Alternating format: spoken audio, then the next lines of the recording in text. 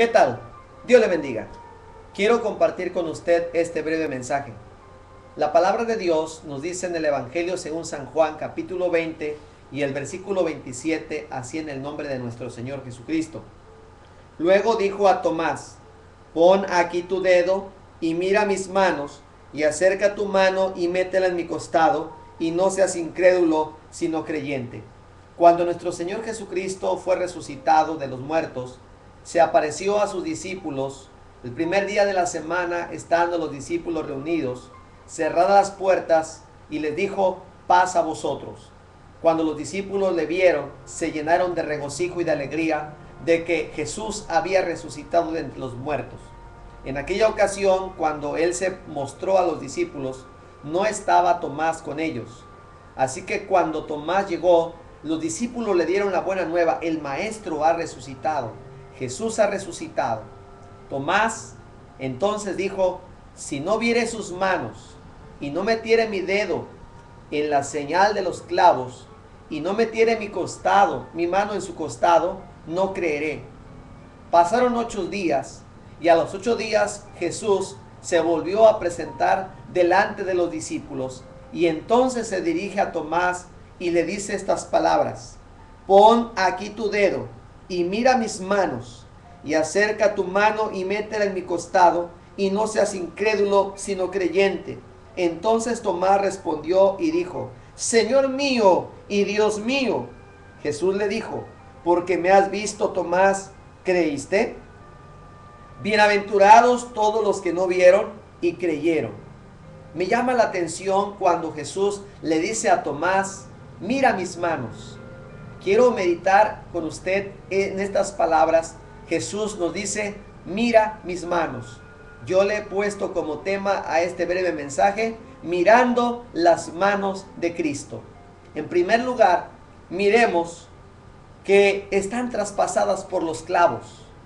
Cuando miramos que las manos de Jesús están traspasadas por los clavos, nos preguntamos: ¿qué mal hizo Jesús para que traspasaran sus manos?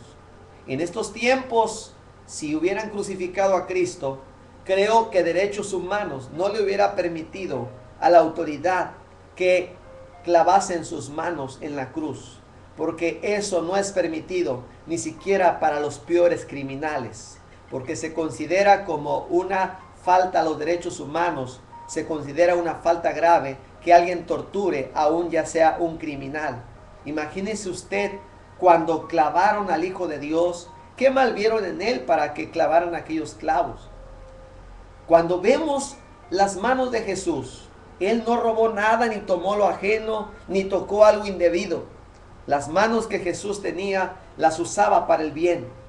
Me viene a la mente cuando dice que hubo un hombre llamado Bartimeo, que era un hombre ciego, y él, cuando oyó que Jesús pasaba por donde él estaba, clamaba a gran voz: Jesús, Hijo de David, ten misericordia de mí. Y los discípulos lo callaban, pero él mucho más fuerte decía: Jesús, Hijo de David, ten misericordia de mí.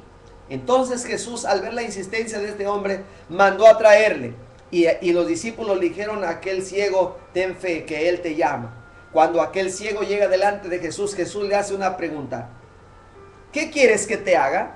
Aquel hombre, sin lugar a dudas, le dice que recobre la vista.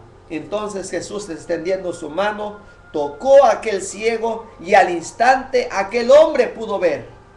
En otra ocasión la Biblia nos narra que Jesús iba caminando con una multitud y con sus discípulos, cuando de repente llega un hombre y se postra, un hombre que estaba leproso, y le dice: si quieres puedes limpiarme. Aquel hombre sabía que Jesús podía sanarle, pero quizás aquel hombre sentía que Jesús no iba a querer tocarlo, porque la lepra era una enfermedad muy repugnante para aquellos tiempos. Nadie quería tocar a un leproso por temor a contagiarse. Nadie quería tocar a aquel hombre en el cual la carne se le estaba cayendo a pedazos por la lepra, y muy dentro de él, sus riñones, su hígado comenzaba a sufrir los estragos de la lepra. Aquella enfermedad era algo tormentoso, algo doloroso, pero a la demás gente les causaba repugnancia. Y aquel hombre temeroso le dice a Jesús: si quieres puedes limpiarme. Jesús extendió su mano y lo tocó y le dijo: quiero, sé limpio. Y al instante aquel hombre quedó sano de su lepra, quedó limpio porque el Señor extendió su mano.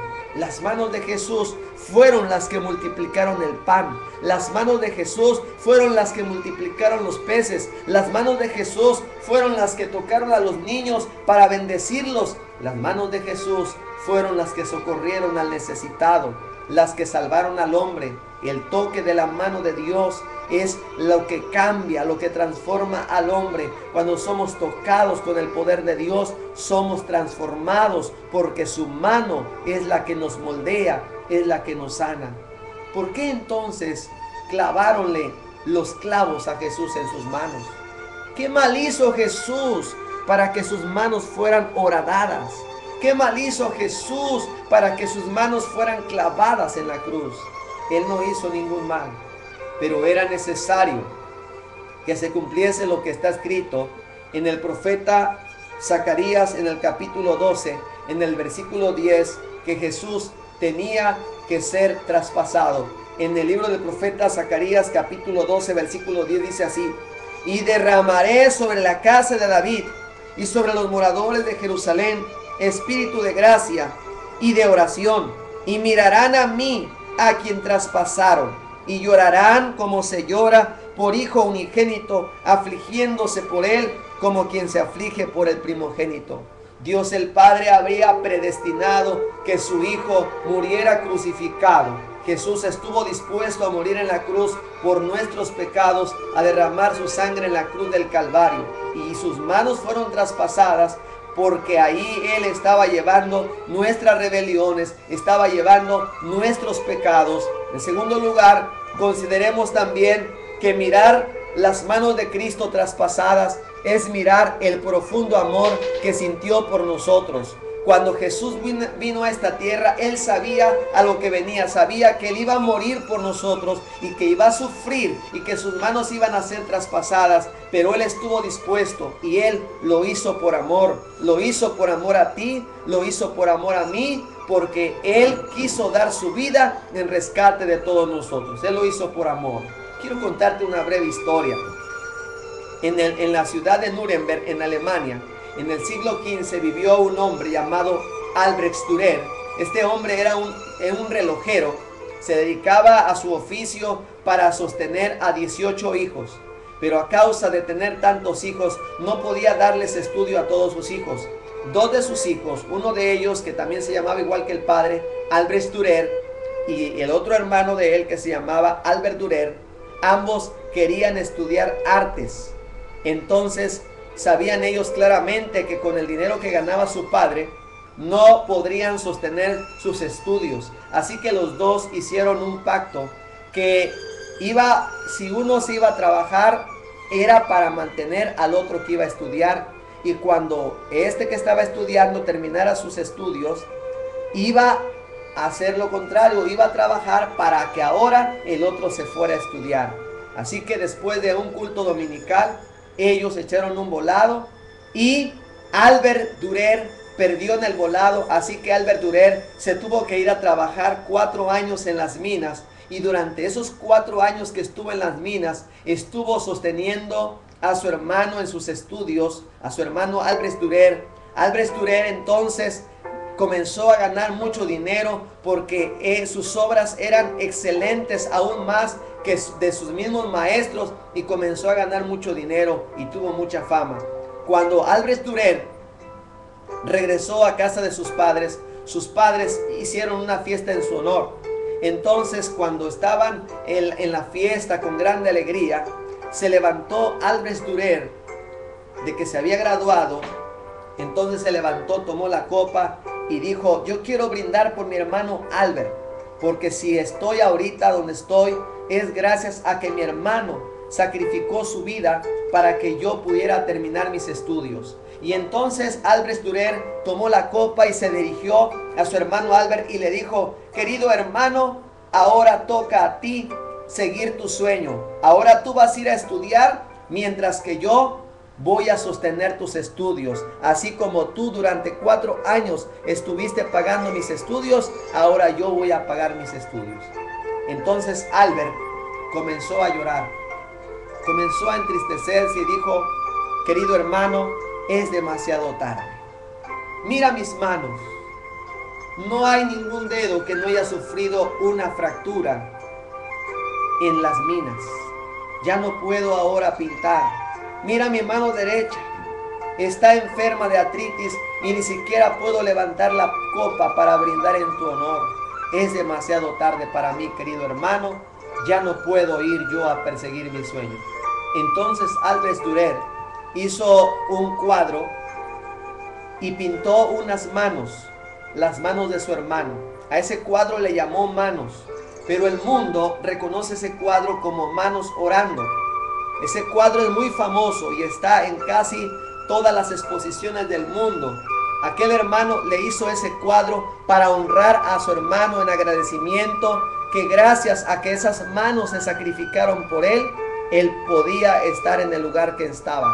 Ahora bien, nuestro Señor Jesucristo hace 2000 años también sacrificó sus manos, y no solamente sus manos, sino su ser entero fue sacrificado por amor a nosotros para salvarnos.